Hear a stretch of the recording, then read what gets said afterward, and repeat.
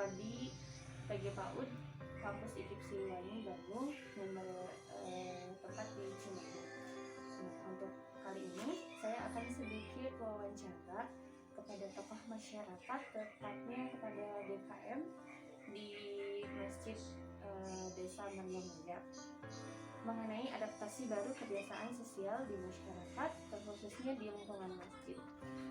Baik Pak, boleh saya tanya nama Bapak siapa? Nama saya Tarmantan Noah. Kemudian Bapak DKM di masjid apa? Di Masjid Al Hidayatul Karimah, Kampung Cisudi, Desa Margomulya. Saya mau sedikit bertanya Pak mengenai kegiatan-kegiatan di masjid di masa pandemi seperti saat ini. Untuk pertanyaan yang pertama, kegiatan apa saja sih yang biasanya dilakukan atau dilaksanakan di masjid pagi ini? Kegiatan di masjid seperti biasa, sholat berjamaah, persidaan, pengajian ibu-ibu, dan ada TK sebagainya. Kemudian apakah ada dampak dari pandemi ini untuk kegiatan-kegiatan tersebut? Yang paling berpengaruh mungkin kepada yang intent bertemu gitu ya, yang pada TK dan dunia gitu, agak sedikit dibatasi, tidak seperti biasanya masuk sekolah full seminggu, sekarang cuma 4 hari, itu juga waktunya dibatasi ya. Kemudian untuk kegiatan beribadahnya sendiri di masjid tersebut, apakah mengalami dampak juga dari pandemi? Kalau awal mula adanya pandemi, sedang gencar-gencarnya pandemi sedang mulai, itu sempat jemaah diberhentiin dulu hari Jumat. Ada 3 minggu lah. Kalau kesininya karena banyak orang lain yang melaksanakan lagi, ya dilaksanakan lagi, cuma dengan sedikit protokol kesehatan, pakai masker, ada penyemprotan di masjid. Jadi sempat berhenti total gitu? Ya, sempat berhenti total. Untuk kegiatan misalnya Jumatan, pernah nggak mengalami sampai berhenti gitu tidak melaksanakan? Ya, sempat 2 Jumat. Waktu awal pandemi, ya kencang-kencangnya. Kemudian, apakah saat ini masih digunakan seperti biasa? Seperti biasa, sekarang mah cuma protokol kesehatan. Tapi jemaah ada yang memakai masker, ada yang tidak. Tapi kan di sini masjidnya tidak begitu umum, cuma lingkungan sini aja gitu. Gak jarang pendatang. Sehingga kalau disosialisasikan untuk protokol kesehatan mungkin sudah. Ya. Tapi mungkin masyarakat masih ada yang bandel gitu. Dan yang ke masjid pun bukan dari luar ya. Ya, dari.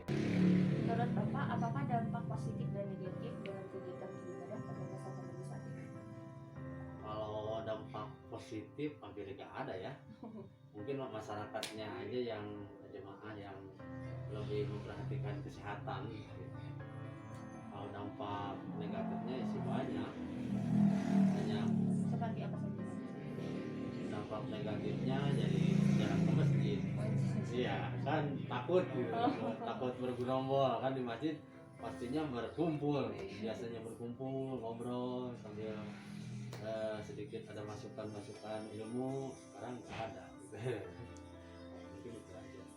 Kemudian ini yang terakhir Pak, saran Bapak untuk masyarakat dalam menyikapi pandemi. Kalau pandemi ya mungkin ini ujian ya, kita ambil ujian, mungkin bersabar aja dan sambil menjaga diri masing-masing, menjaga keluarga kan. Yang penting itu aja. Kalau masing-masing sudah menjaga kesehatan, mungkin yang lainnya juga akan terjaga gitu. Bisa mengurangi ya? Ya, bisa mengurangi.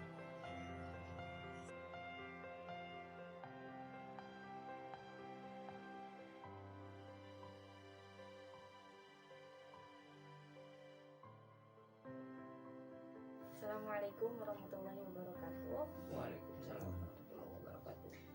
Saya Fitriani dari program studi PB PAUD IKIP Siliwangi Bandung. Di sini akan mewawancarai tokoh pemerintahan di wilayah RW 12 mengenai adaptasi baru kebiasaan sosial di masyarakat. Saat ini saya sedang bersama Bapak RW dari RW 12 dengan Bapak siapa? Bapak Ali Maryadi. Di sini Pak saya akan bertanya mengenai adaptasi baru kebiasaan sosial di masyarakat lingkungan RW 12 ini. Mungkin ada beberapa pertanyaan.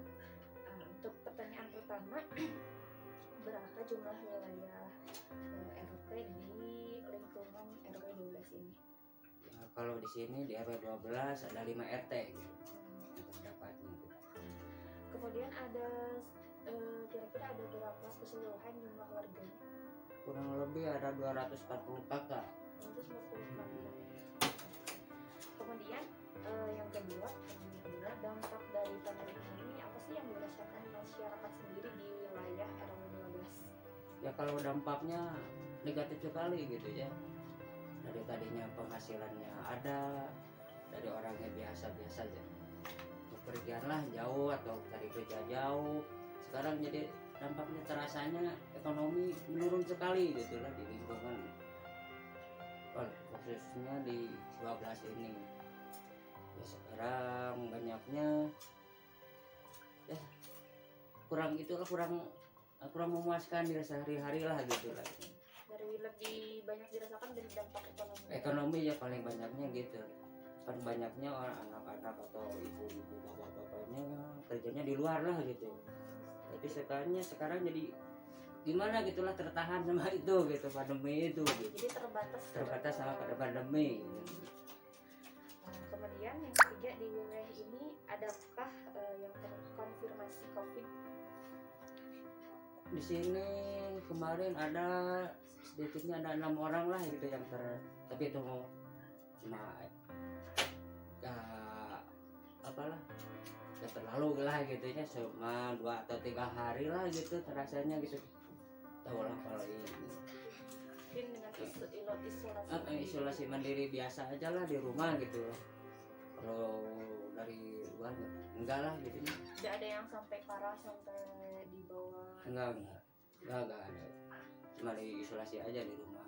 Sekitar 6 orang. 6 orang ya kurang lebih lah gitu. Kemudian selanjutnya langkah-langkah apa saja yang dilakukan oleh Bapak selaku pemimpin daerah di sini untuk mengantisipasi penyebaran COVID di wilayah RW 12? Ya kalau penanganannya gitu lah. Gimana lah petunjuk-petunjuk dari atas aja lah gitu ya, diturutin harus seperti cuci tangan atau pakai masker atau lah kerumun kan gitu. Ya kalau kebanyakan di sini ya cuci tangan lah gitu, yang gampang-gampang aja lah gitu, pakai masker lah gitu. Jadi ada sosialisasi ya untuk masyarakat Kalau untuk ya, kalau menggunakan protokol kesehatan. sosialisasi ada sih kayak karena kan ya seharusnya kan gitu. Seharusnya kan itu kok. Tapi di masyarakat sendiri untuk sosialisasi tersebut apakah mentaatinya misalnya, atau masih ada yang banyak yang berkeliaran tidak menggunakan masker atau seperti apa? Ya kebanyakan ya gitulah, kalau di kampung kan gitu. Ada yang menuruti, ada yang enggak lah gitu. Jadi orang-orangnya gimana lah, cuma tergantung itunya orangnya gitu. Kalau yang nurutin ya nurutin, kalau yang enggak ya enggak gitu. Jadi masih banyak Masing-masing yang iya ya perbaikan lah gitu. Karena mungkin di sini kasus positifnya sedikit, jadi Sedikitnya masyarakat juga tidak masyarakatnya. terlalu takut ya gitu. Ya jadi anggapannya lah gitu. Jadi dampaknya gimana jadi belum terasa lah gitu. Kemudian untuk mengantisipasi penyebaran COVID ini, adakah penutupan tempat ibadah atau tempat umum di wilayah RW 12 ini? Kalau penutupan secara total sih belum lah gitu, belum ada. Tapi kalau mengurangi adalah gitu, seperti tempat-tempat ibadah atau ada kerumunan atau ada yang kejahatan lah gitu, bisa itu dikurangi lah gitu itu jumlahnya. Kalau sekarang ditutup sekaligus kan ya masyarakat kan tahu sendiri lah gitu, pro kontra lah kan masuknya gitu. banyak yang protes juga ya. Ya protes ya pro kontra gitu, gimana itu nurutin aja lah, kenapa kata pemerintah gitu lah, ya kan masyarakat tahu sendiri lah gitu.